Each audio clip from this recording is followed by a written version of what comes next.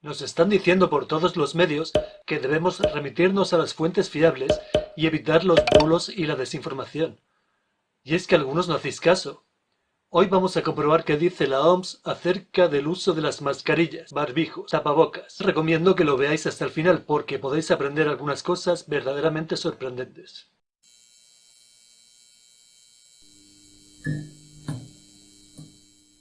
Aunque otros médicos, científicos u organizaciones puedan tener otra visión o ir más allá en el análisis de los datos, la Organización Mundial de la Salud es el organismo que declara la pandemia y el que dicta las directrices que siguen los gobiernos y los profesionales de la salud, y a ellos debemos remitirnos para obtener la información veraz y oficial.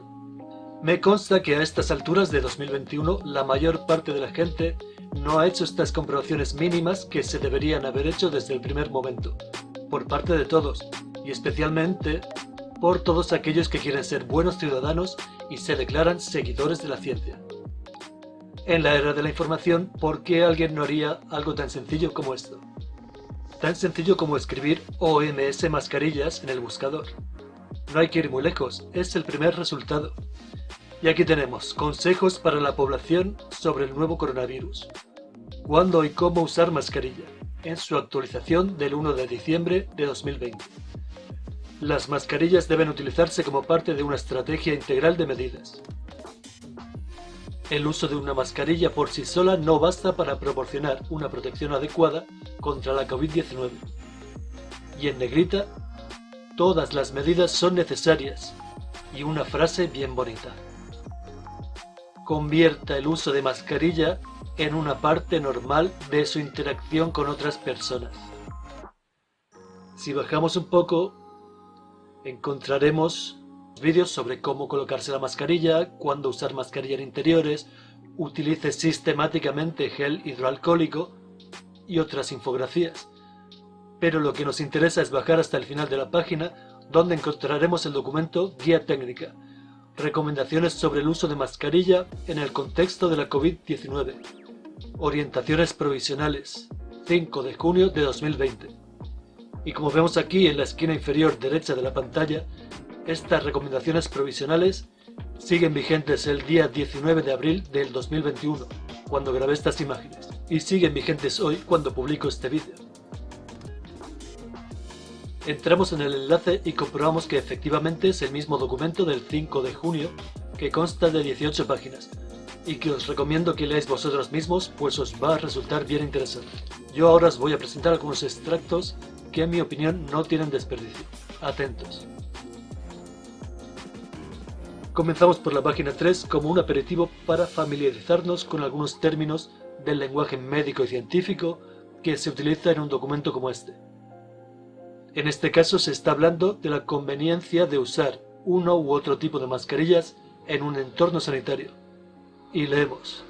El GDG reconoció que, en general, los trabajadores de salud tienen una gran preferencia por la mayor protección percibida posible para prevenir la infección por el virus de la COVID-19 y como consecuencia asignan un gran valor a los posibles beneficios de las mascarillas filtrantes en entornos donde no se practican procedimientos generadores de aerosoles, a pesar de que en algunos estudios se ha demostrado una eficacia equivalente por comparación con las mascarillas médicas, y poca certidumbre de las pruebas, que indican el mayor riesgo de reducción en otros. Es decir, que a veces pueden tener más peso las percepciones que la ausencia de pruebas. Interesante. Seguimos, página 4.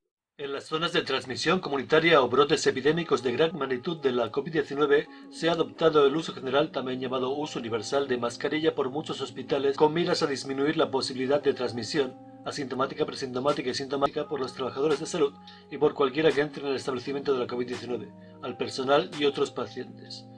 A la fecha no se conocen estudios en los que se hayan investigado la eficacia y los posibles efectos secundarios del uso general o continuo específico de mascarilla por los trabajadores de salud para prevenir la transmisión del SARS-CoV-2. A pesar de la ausencia de pruebas, la gran mayoría de los miembros del COVID-19 IPC-GDG de la OMS respaldan la práctica de los trabajadores de salud y los cuidadores en las zonas asistenciales. De nuevo, a pesar de la ausencia de pruebas. lo cual me parece un dato curioso, pero por supuesto yo no soy científico ni un profesional de la salud y no me corresponde expresar ninguna duda ni opinión al respecto. Seguimos en la página 4.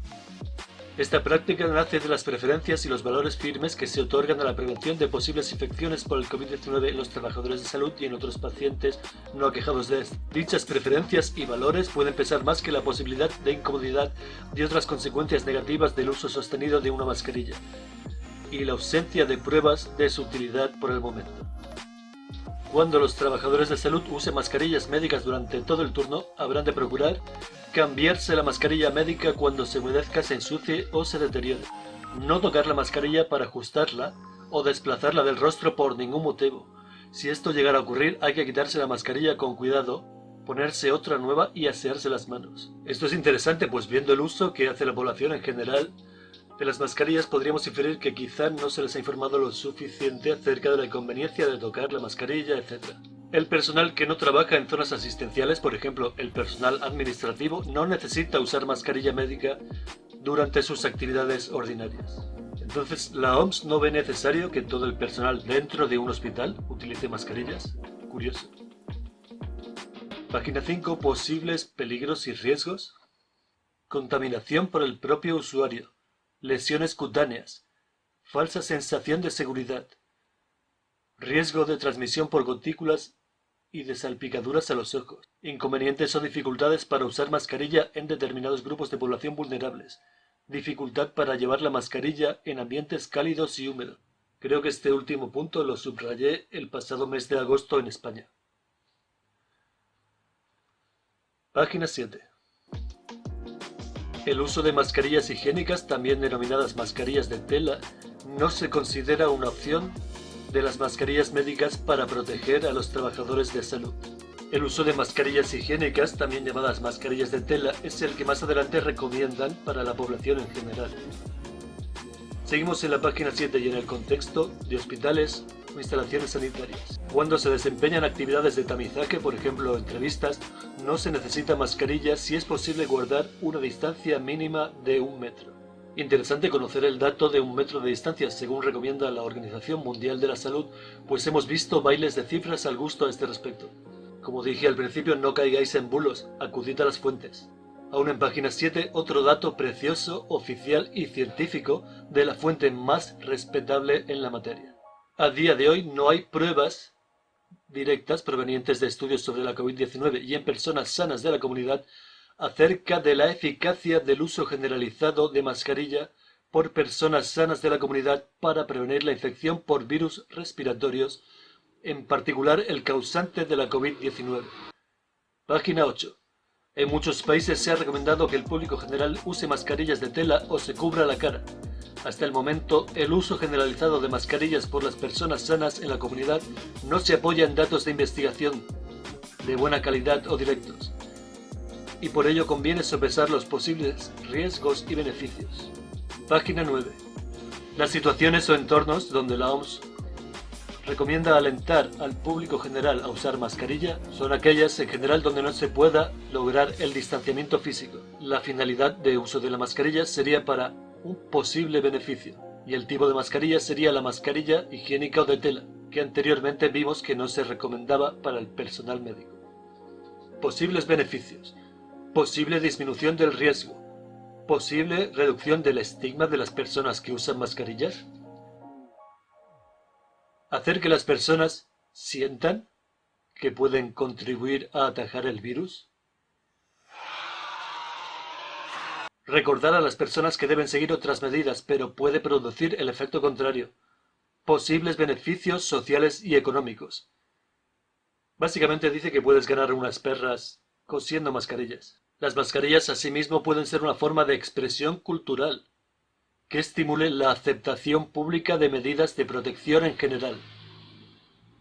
Ok. Posibles riesgos e inconvenientes. Aumento de la contaminación, multiplicación de microorganismos, dolor de cabeza, dificultades para respirar, lesiones cutáneas, dificultades para comunicarse, falsa sensación de seguridad, riesgo de contaminación, peligro ambiental. Bueno, nada importante. Enhorabuena si habéis llegado hasta el final del vídeo. Os dije que íbamos a aprender algunas cosas sorprendentes.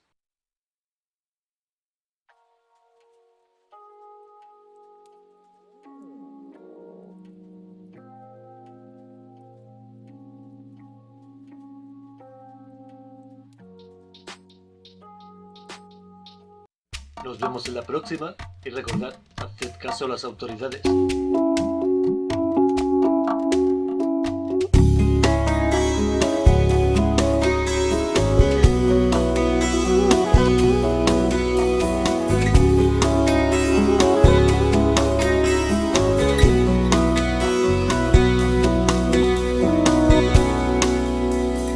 Por respirar, por confiar de nuevo y volver a creer, por confiar, por respirar serena y saber esperar. Renacerás, será un regalo de tu propia fe, tu propia cuna la que estremecer, cantando el alborada. Renacerás si no te empeñas en querer sufrir.